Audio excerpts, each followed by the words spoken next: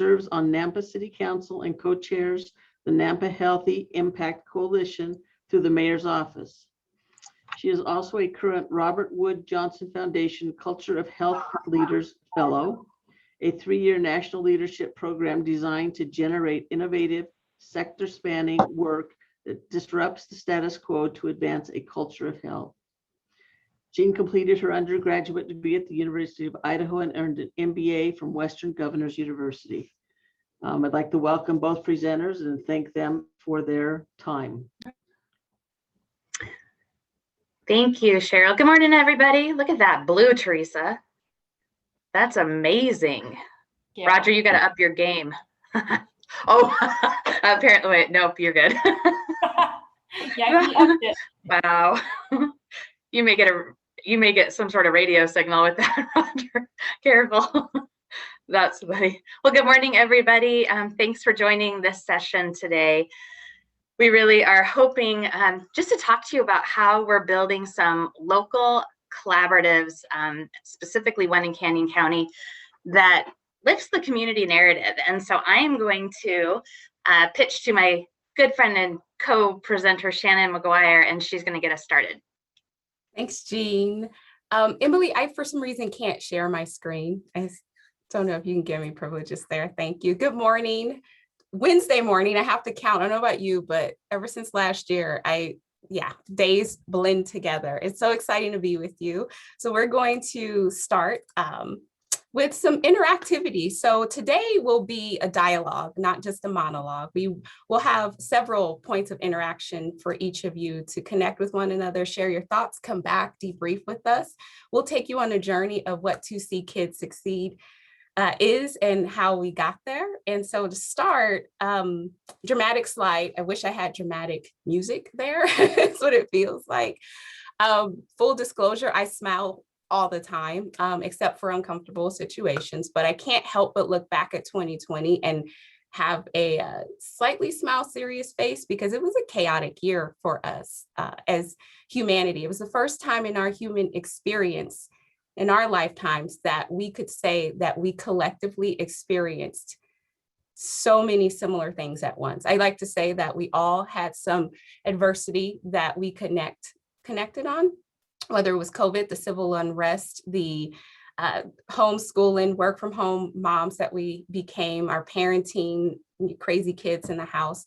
So take a moment and breathe, first of all, and think through 2020. I want you to think about the lessons that you've learned. I want you to think about the fear, uncertainty, and chaos. I also want you to dig and think about the joys. And I want you to think about the things that you can take away. And if you were to time capsule 2020 for yourself and your family, what would you want to leave?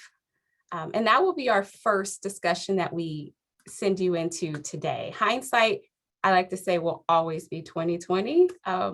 So we'll send you into small breakout groups of 2 to 3 here and debrief with one another and share what you took from 2020. So Emily, if we could send our groups into breakouts for about 5 to 7 minutes, and then we'll bring back, have a quick poll and debrief and move into our conversation around To See Kids Succeed. All right, everyone, you should see an invitation to join a breakout room. If you could click on that, that'll take you to your breakout room.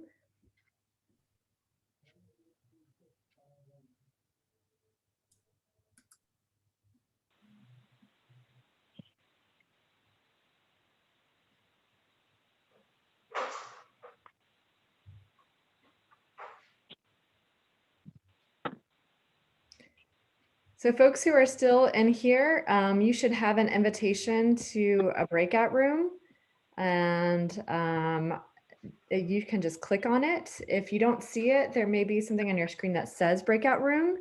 And so click on that, and then you should be able to get to your breakout room.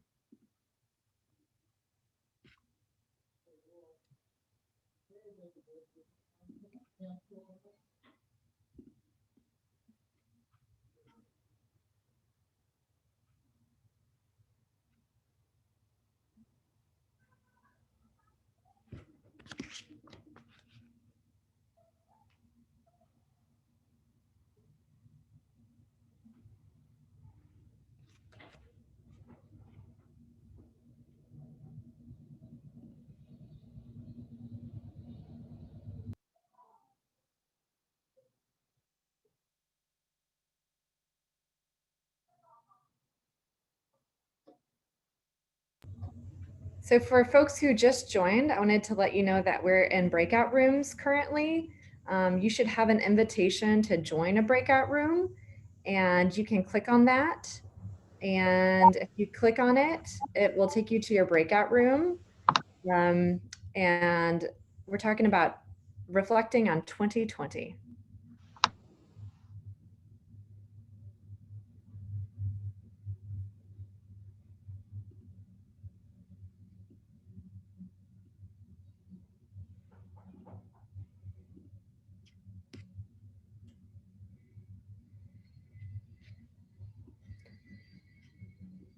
Hi, Carrie. Since you just joined, I wanted to let you know that everyone's currently in a breakout room. Oh, great. You got it.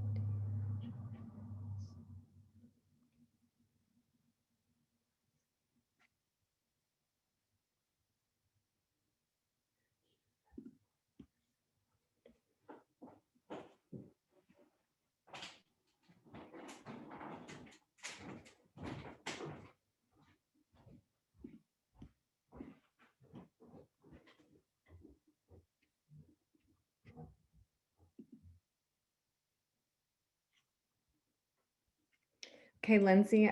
Okay, good.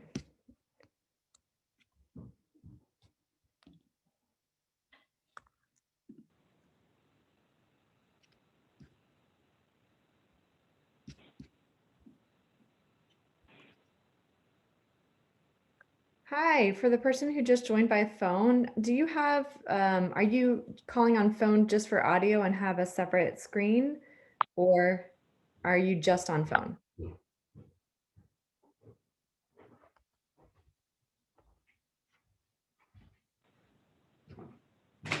Yes, I'm joining by phone and I can see the screen on my computer.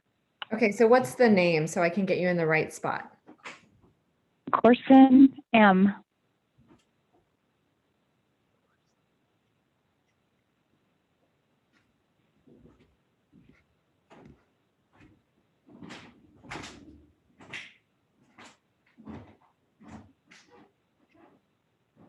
What's the name that's on your thing again?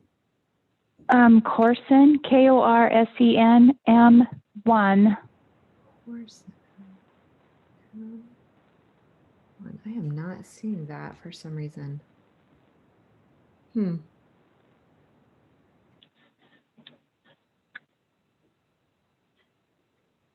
looking at all the rooms. Don't see All the it. rooms. Yeah, we're in breakout rooms right now. Oh, okay. So maybe I didn't get switched over to a breakout room. It looks like it's still in the meeting on my screen. What meeting are you in? Let's see the name.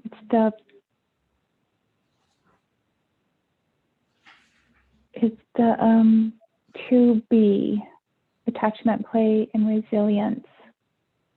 Oh, okay. That's got a different number. Let me take down Oh, let me take down your number. Is this a cell phone? Can I text you? yeah. Okay. All right. So it's 208 751 0190. Okay, I'll text you whenever I have the right number for you, okay? Okay, thank you. Sure, thanks. Bye. Bye.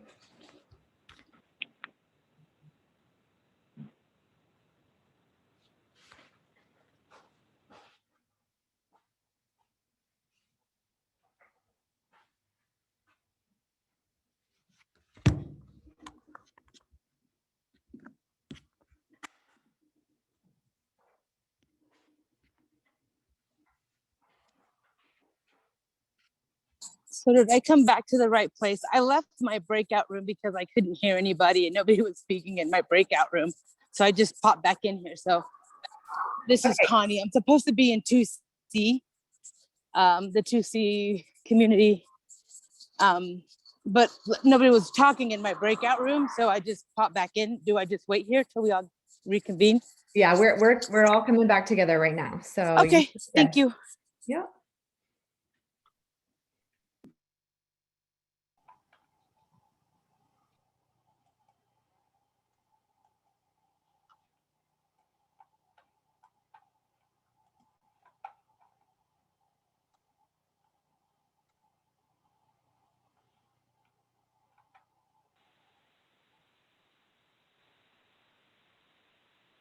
happening as well. Wow, it was like a Zoom back. We're back. Wow, that was quick. Carrie, thank you. Well, so we were in midst of conversations. I'm sure most of you were, and Carrie kind of dropped the mic there at the end with her comments about 2020. Thank you. Would anyone like to share just some highlights from conversation or how your group breakout discussions went?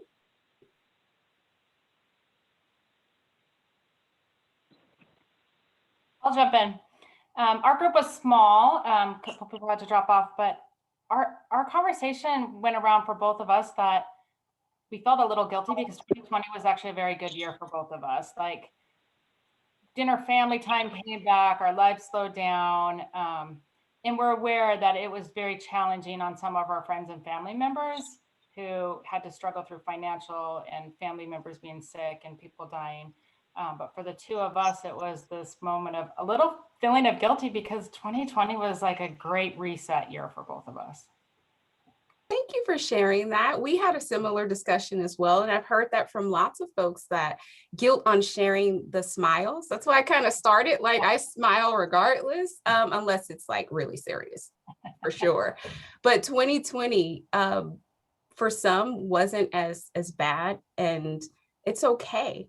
It's okay to feel good, and it's okay to feel bad. And I think that's a theme, of course, of what we'll talk about as we work through our presentation. But Teresa, thank you for sharing that.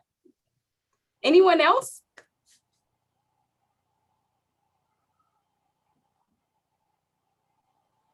Okay, Emily, could we launch our poll? So we just wanted to get a pulse on the room as you think about the conversations you just had in breakout, as you think about 2020, how did COVID impact you? What grade would you give 2020? And how resilient did or do you feel? So if you could take a second.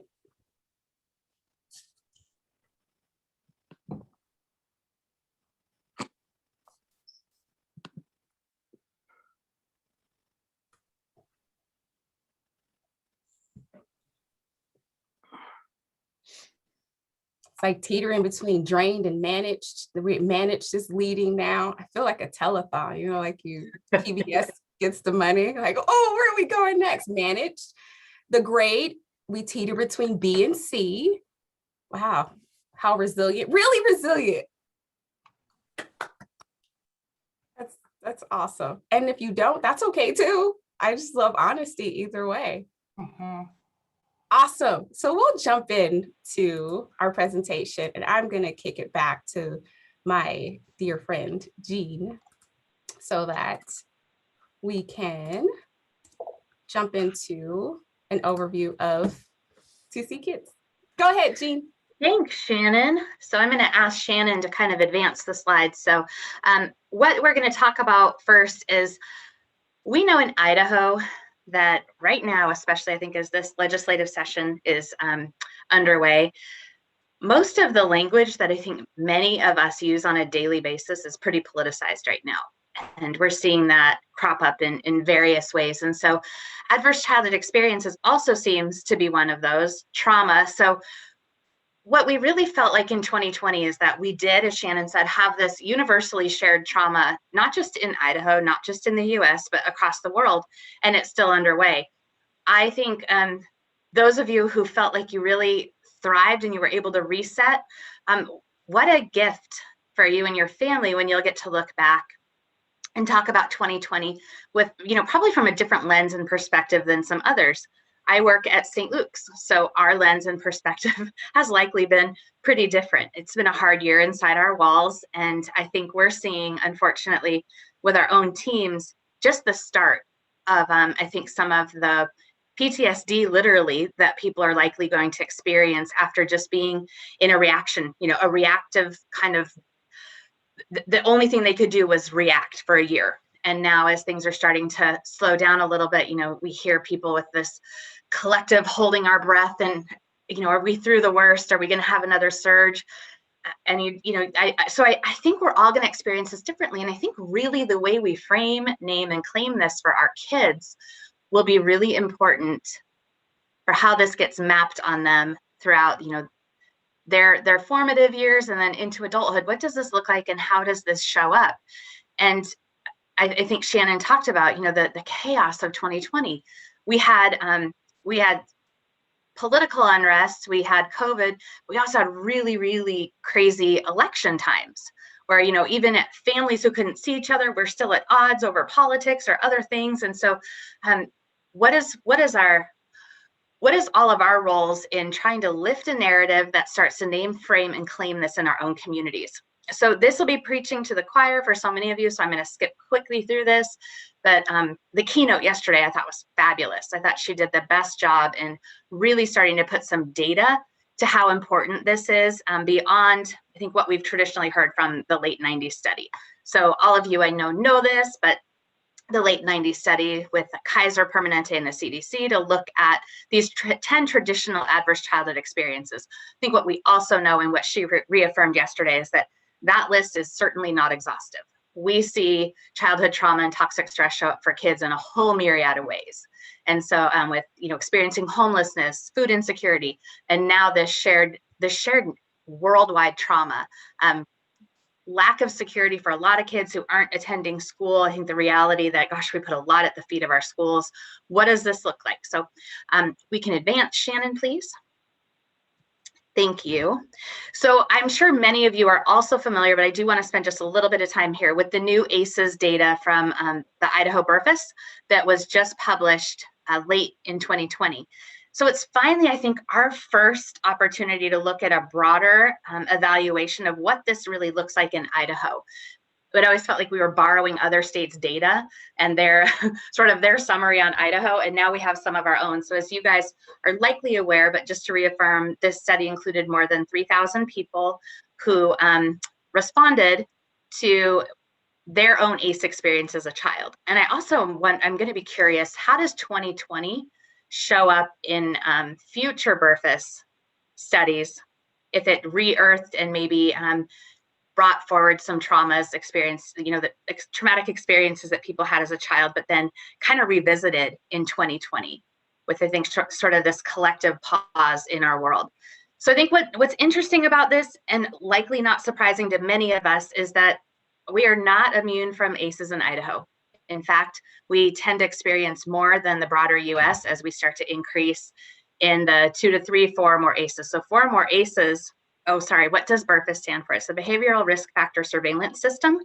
And it is a study that is done through the Department of Health and Welfare. And then Optum Idaho helped this time with some funding with the Idaho Children's Trust Fund to actually do the ACEs study. So what we'd really love to do in the future is make sure that there's some questions about resilience. Because what we heard from you guys, even in this shared collective time of trauma, a lot of you really felt resilient. And so why? What was different in your world, or what centered you and focused you? What were those positive influences in your life that allowed you and your family in your sphere to feel resilient? So I think a little bit concerning for us for sure is if you look at the 4 or more ACEs in Idahoans, the broader US shows that 15.8% of the broader US experience 4 or more. When you look at Idaho, we're at 23%. So what we know about adverse childhood experiences is that they're common, and they also do not have to be predictive. We can build resilience across the lifespan. But first, we have to be able to name it, frame it, and claim it. How do we start having these conversations where we get people more invested in talking about what happens to us as children really carries into adulthood? Next slide, please, Shannon. So they also looked specifically at what were those experiences, those adverse childhood experiences that were most common among the respondents. And you guys may notice this, and we've asked the analyst at Department of Health and Welfare why they broke sexual abuse or sexual trauma into 3 different categories. And so they're still trying to figure that out, because what we don't know yet from this is were all of these individual respondents, or did many of these experience all 3? We just don't know that. So I suspect this will be much higher, sexual abuse, if they were actually answered as one, as one sort of question. But you can see here that emotional abuse was what was most commonly reported, 37.6%, then divorced or separated parents, household member who had substance abuse issues, household member who was depressed, physical abuse. You can see that start to titrate down. But then also forced to have sex, made to touch someone sexually, and then touch sexually. If you added those, if in fact most of those folks had experienced, that, or they were answering those individually, we just don't know. That could be much higher. So that could be either our 3rd or 4th highest, depending on that. So they're still trying to do a little bit more work on this. So I think what we do know for sure is that a lot of Idahoans experience adverse childhood experiences. So then what we want to really discuss with you guys today is what do we do at the local level around that? And then how do we start to shift the narrative so that we can build healthy and resilient communities? Next slide, please. So I'm going to pitch back to Shannon. Thanks, Jean. So almost 2 years ago, it feels like there were conversations that started with a small group of folks, as you know, in Idaho, in a coffee shop, around what can be done to address ACEs, what can be done to create more of a trauma-informed environment. And out of those discussions came the Idaho Resilience Project. And it brought together a number of folks that came up with the purpose to build a statewide system of support to ensure people thrive in the face of adversity. Oftentimes we focus so much on the problem and the trauma that we forget how do we come up with the solutions to move forward. So what we started to ask ourselves is, what must we do to create a resilient Idaho? And in that, we broke it out into 4 focus areas and said, okay, if we focused on awareness and education, healing and coping strategies, prevention and resilience strategies, and community support strategies, we can do this work.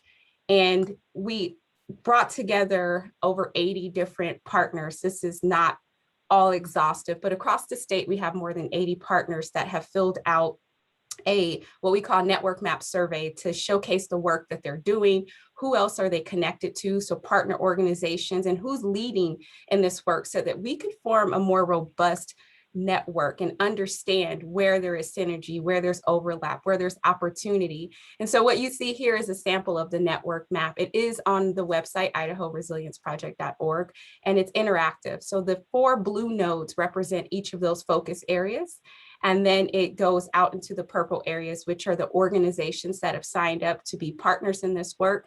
The gray bubbles represent all of the different programs, services, projects, policies underway to address this work in our communities. And then the smaller dark green bubbles represent the lead partners. And what we're doing is wanting to understand what is that web of support that we have across the state, and how do we continue to grow this so that we can look across Idaho and say, this is the start of building resilience. Here's where you can go for help and assistance. If you want to network with others, this is where you can go to have deeper conversation.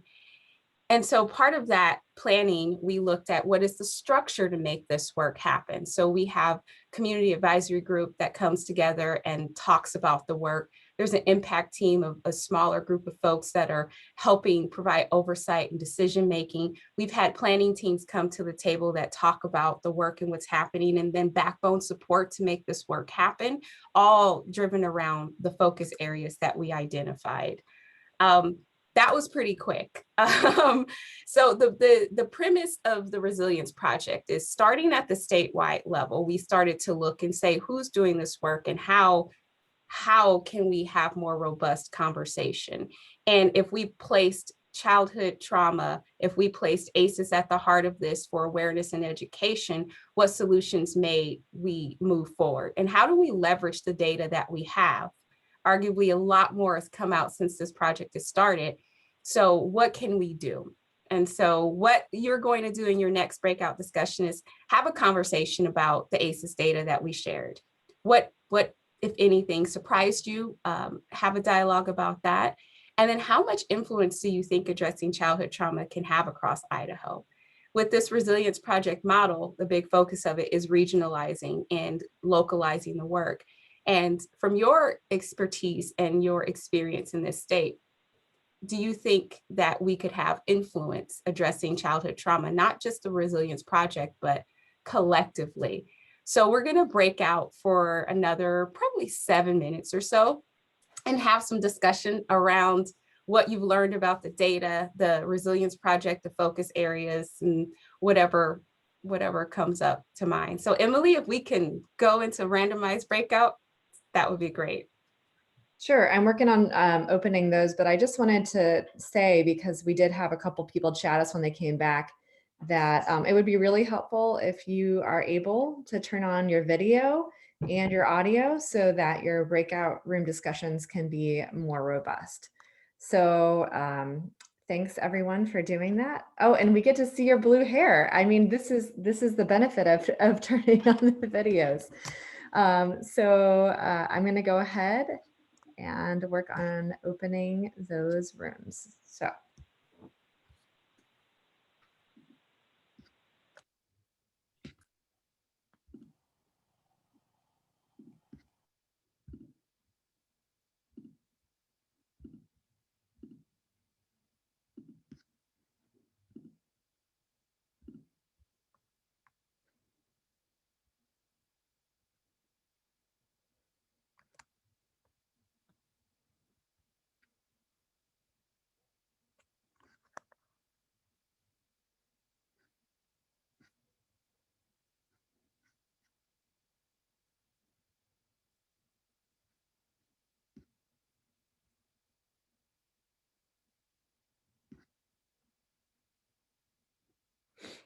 So for the folks who are still here in the main room, you should have an invitation to a breakout room and it will pop up. And then if you can just click on join breakout room, that would be really helpful. It's really helpful to have everyone in a breakout room, because if not, then they don't get people to talk to. So appreciate you joining your breakout room.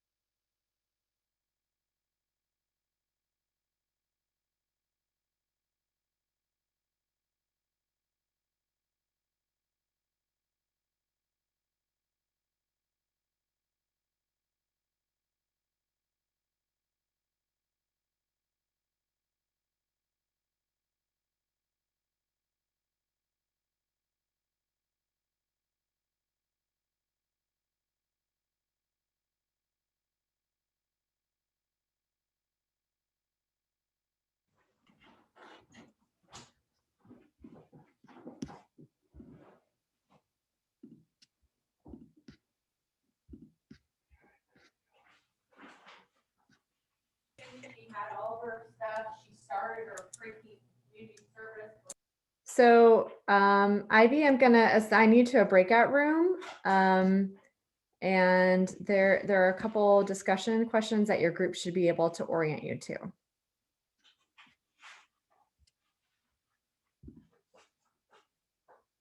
Do you hear me, Ivy?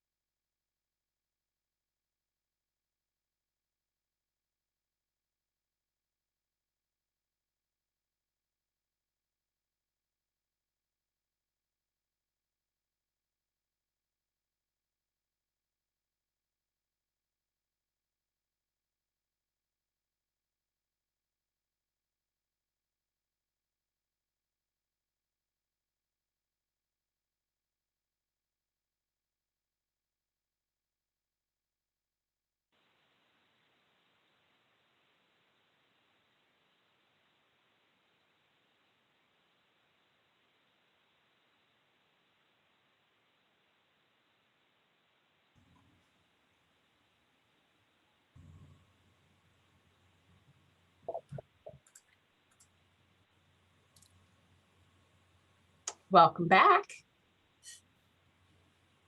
Hi. I'm going to mute myself.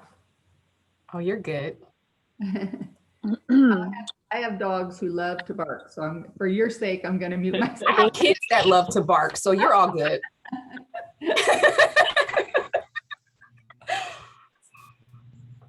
No, why? It's supposed to be spring. Okay. Idaho spring.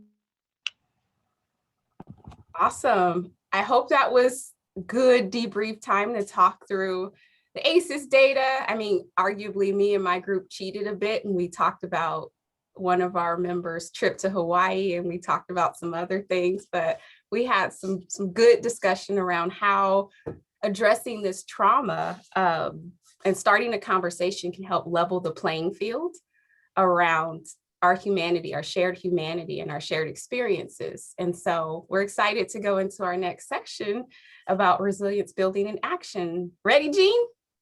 I am. So if any of you would like to share, please put in the chat some of the highlights that you felt really started to be lifted in your group. And I'll just mention a couple of ours. One person in our group said she was surprised because we're typically a conservatively principled state. So seeing that we lead the broader US in form or adverse childhood experiences was a little surprising to her. Another woman works in juvenile probation and said, you know, it kind of used to be this well-kept secret, but she feels that people are now starting to talk about it more. So maybe some destigmatizing around having these conversations. But I think what we really know is that it can show up in a lot of different ways. And so I think what you're going to hear from us today is getting the right people to the table is the secret sauce. Next slide, please, Shannon. So right when everything started shutting down, so a year ago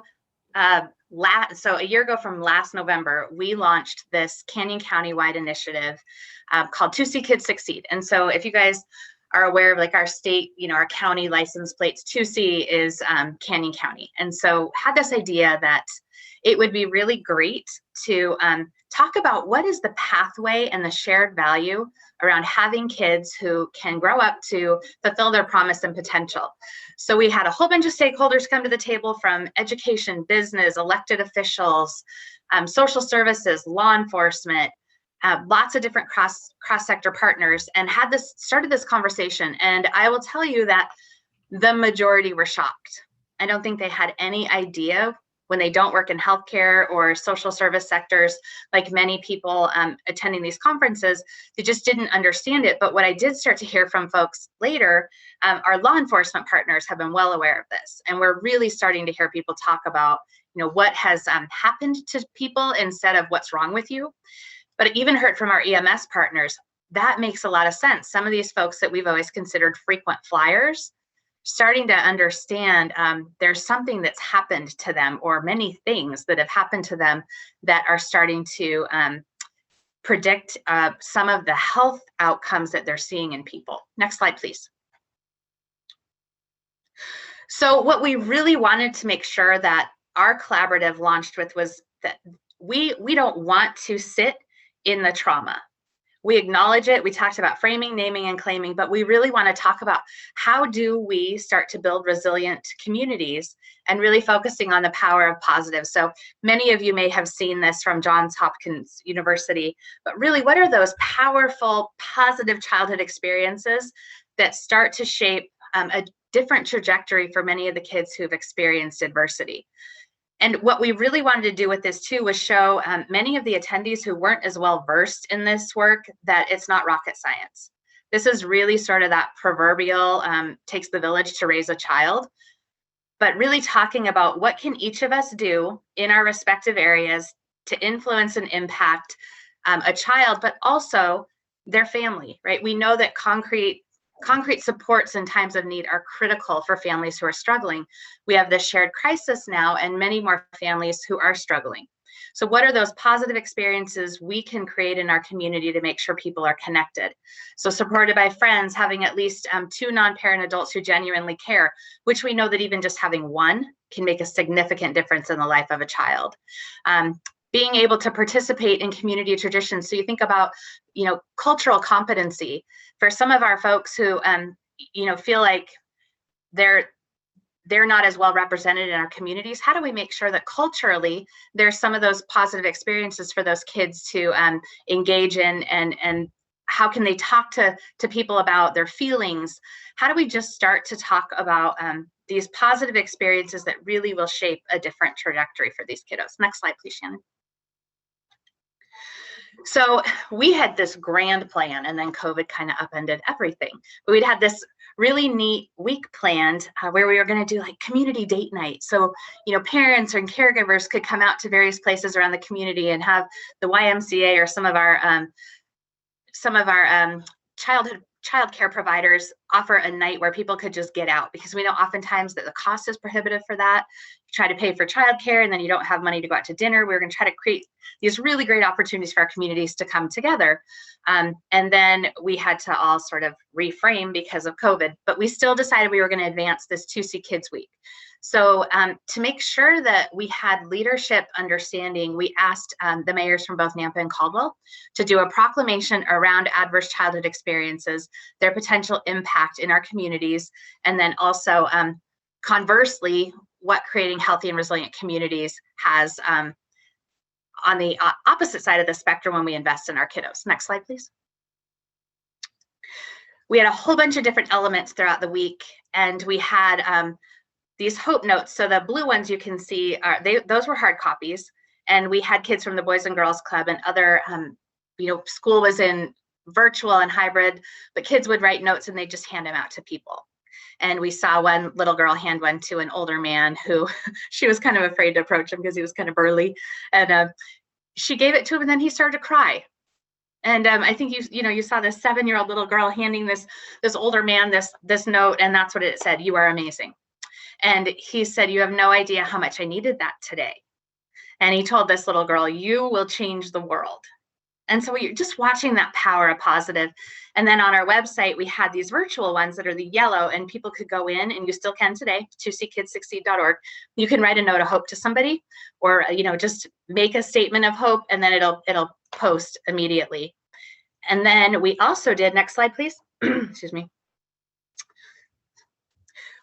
We had 2 murals painted in both Nampa and Caldwell. So we had a bike shop in downtown Nampa offer us up a wall in the Idaho Youth Ranch in Caldwell. And so we had this Hope Lives Here mural painted, and we had 2 men who worked with kids safely. You can see the kids down there with their mask on, but they got to participate in the process. And so what we felt like we were putting a really bright signature stamp in our community on the wall, claiming that hope lives here, not trauma.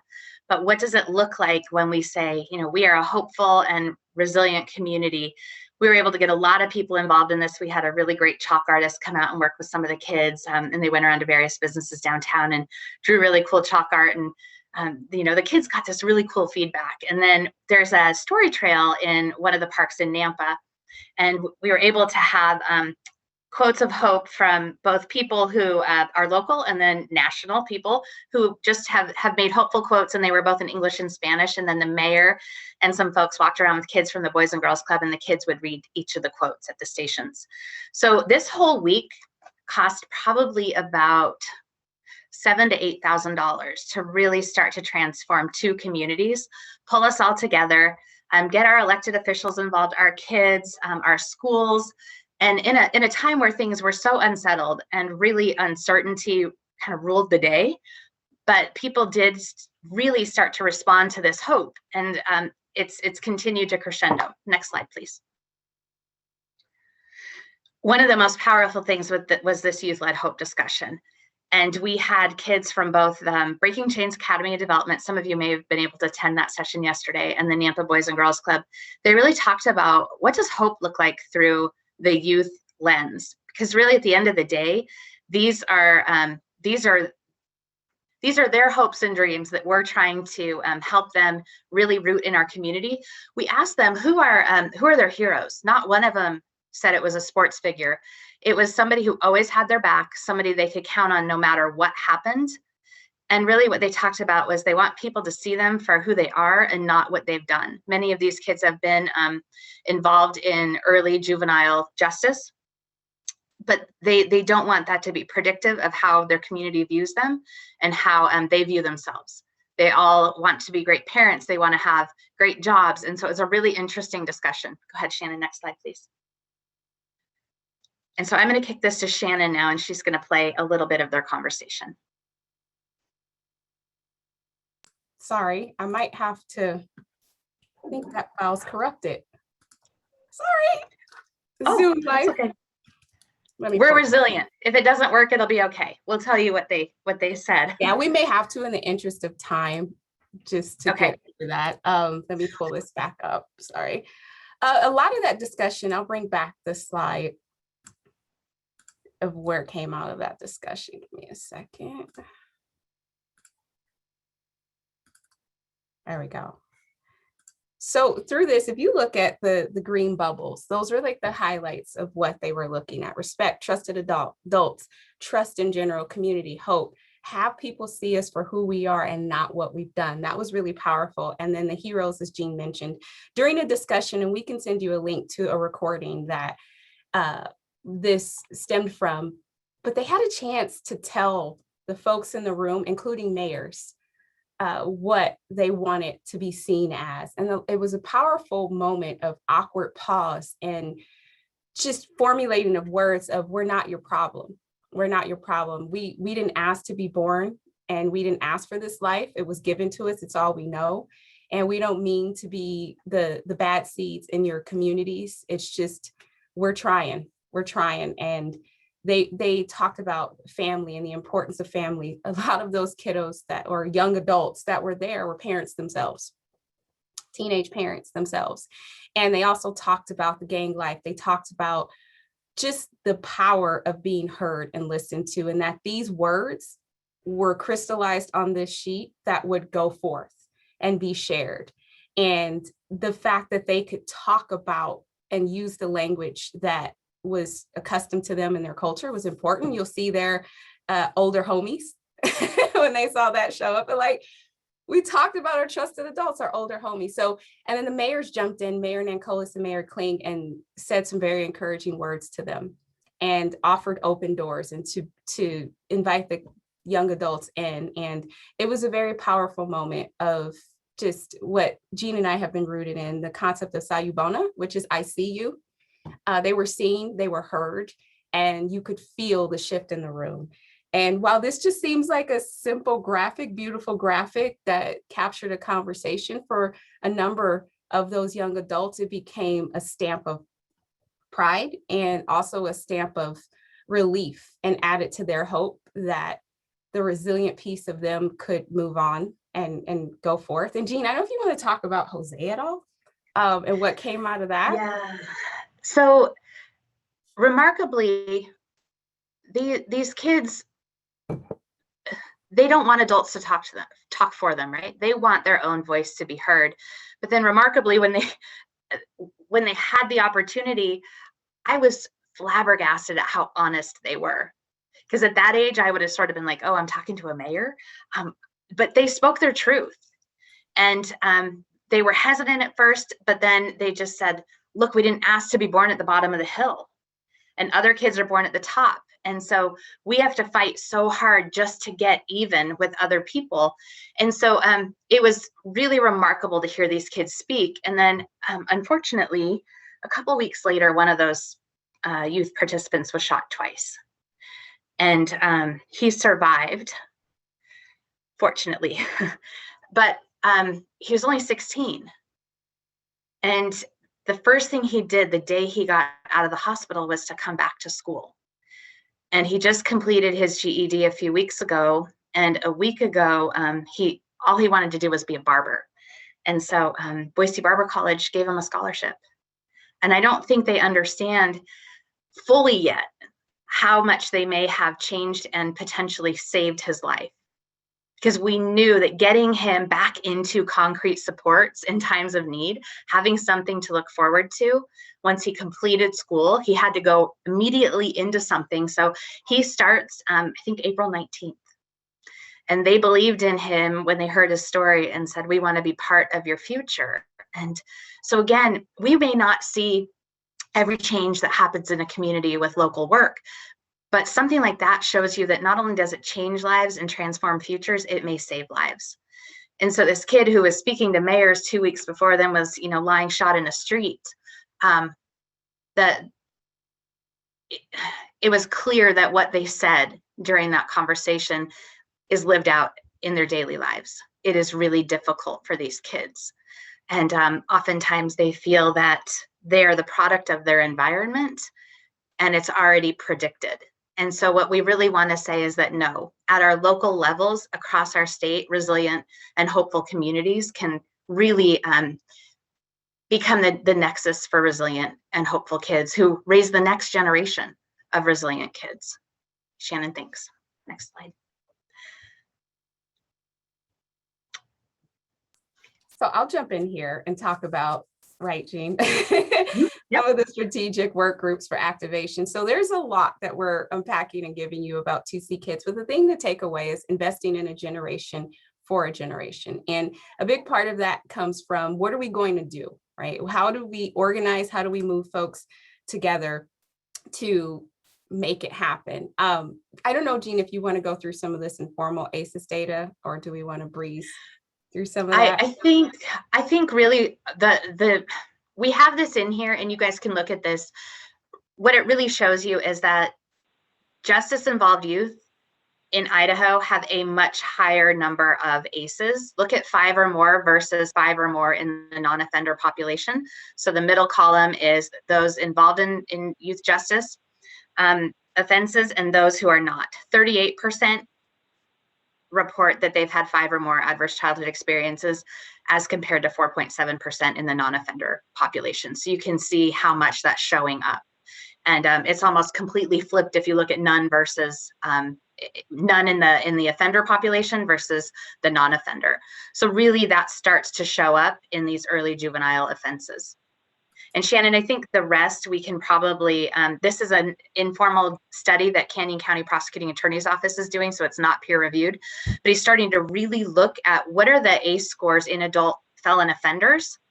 And if you look here, only 20% report none, but then 5 or more is 8%.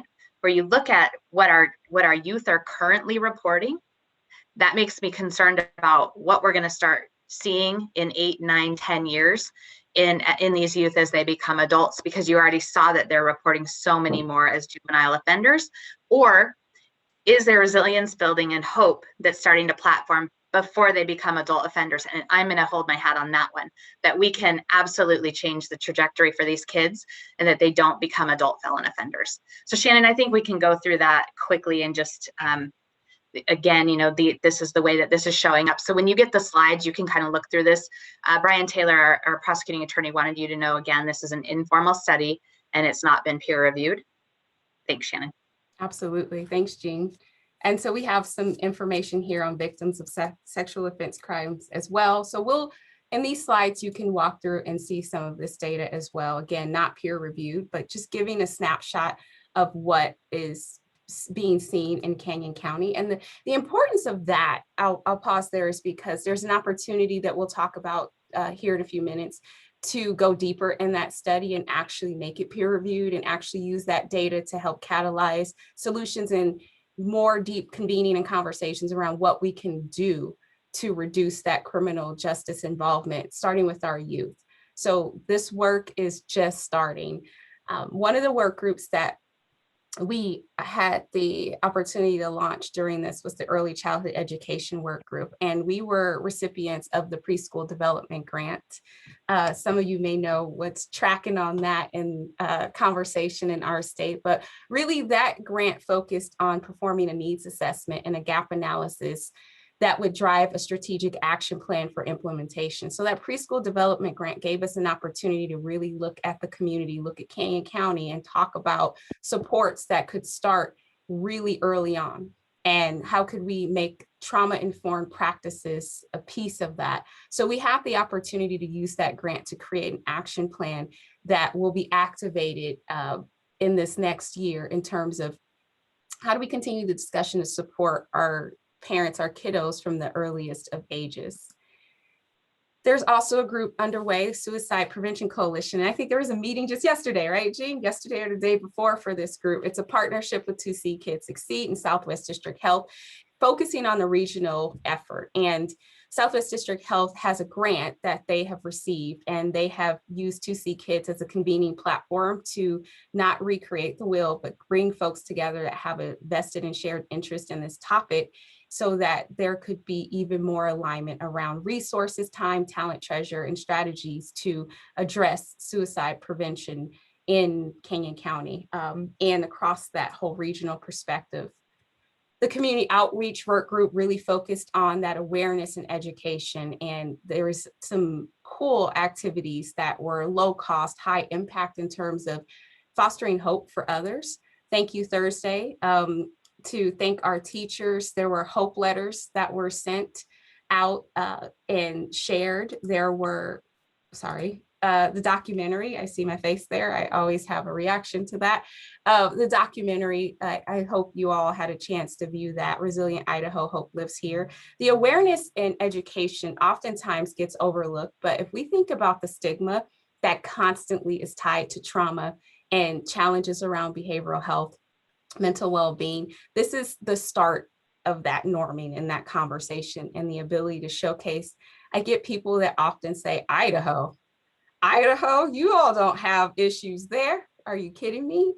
When you dig into our stats and you look that we're in a suicide belt, if you look at the number of ACEs, 3 or more ACEs that we discussed. So the documentary is a really good calling card, and it's a really good grounding piece to say, this is what ACEs is, this is how it shows up. But most importantly, this is what hope looks like. And what happened to you doesn't have to be your life disadvantage. You can turn that adversity into an advantage.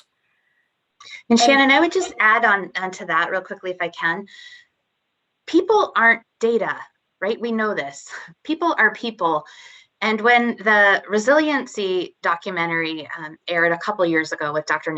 Nadine Burke-Harris, who many of you are likely familiar with, some of the feedback we heard is, that's not Idaho, that's San Francisco. We don't experience those same things here.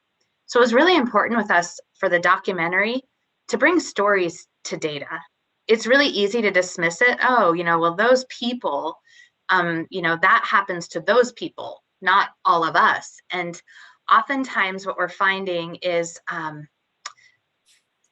the conversation changes because people are seeing themselves mirrored in some of this. They say, oh, that was actually me as a kid.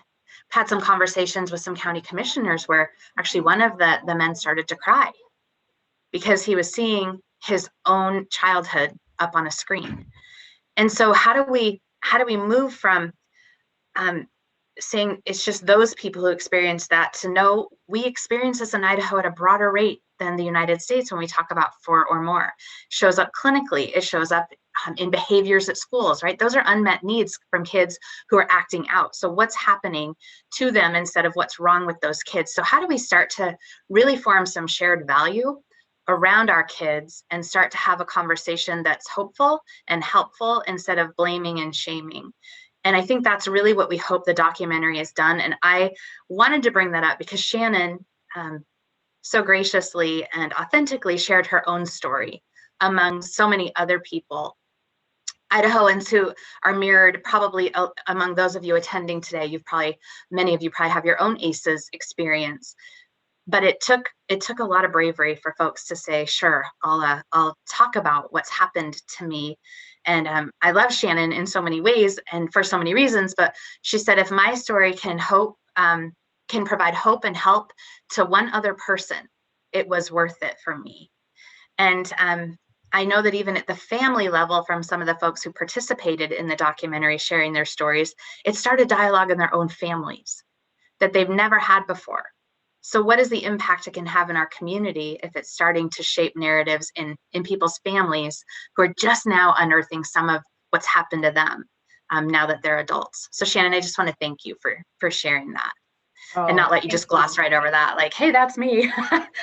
So thank you. Thank you, Jean. And a big part of this, and I always like to say, for folks that look like me, not the outer G, my genealogy, my looks, my gender, my race, but on paper. And when we think about trauma, it crosses all all biological. It crosses all divisions that we have, and it roots us again in our humanity, our spirituality. And I think it's really important for those stories. Thank you, Jean. I love that. Bringing stories to the data, because oftentimes we look at that and we can cognitively, logically process that, but our emotions and our feelings and the story of understanding the hero's journey that we all go through is of paramount importance, which is why we do this work, investing in a generation for a generation. So as we move forward, we're on the cusp of receiving 501c3 status. There is an exciting partnership underway with Micron. Micron is seeking to look at ways to use data and analytics to lead the convening of people, programs, philanthropy, to come together and come up with solutions that do just this. How might we use data to help share the stories and the narratives of our communities? How might we use this data to invest in projects such as Brian Taylor's project to look at ACEs and criminally justice involved? And how do we tie that to our school district work, our city work, county level work, to be able to say predictively, if we impact our kiddos now, longitudinally, how can we study their resilience? How can we study the positive impacts that this community and these organizations can bring for this and the next generation? Because we know trauma, according to most studies today, can be carried forth for 3 generations. So if we start right now where we are, what can we do? So that's an exciting partnership that's underway and being discussed right now, with deep levels of investment of time, dollars, resources, locally and nationally, right in Canyon County. And then the documentary, of course, if you haven't seen it, please give it a whirl. It's less than an hour. And then we're in discussions about, is there a part 2? Because we've heard from folks that there's so much more that they would like to hear and see, even this work evolve and be unpacked in Canyon County. And how can we use this to continue the discussion and partnership opportunities? Always feels like a lot that we bring and hit you all with. Any questions or comments, or I will peek in the chat here, but are there any immediate reactions that anyone wants to share, or questions that you have before we depart? I want to ask you a couple questions to think of as you get ready for your questions. How does hope live in your community? How can you contribute to being part of the solution to start to create those concrete supports for kids in times of need, families in times of need? Where do you contribute to that? And then how do you link arms so intentionally with other people that for a child not to succeed in our community will be so difficult? And why not Idaho?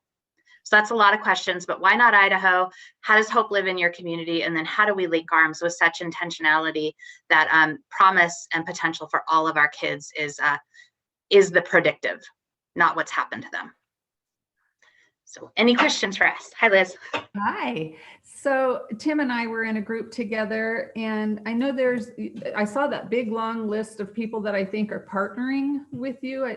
Something about bicycles was on there, and Tim brought up that bicycle riding has been extremely beneficial to him, and I'll let him tell his own story if he wants to.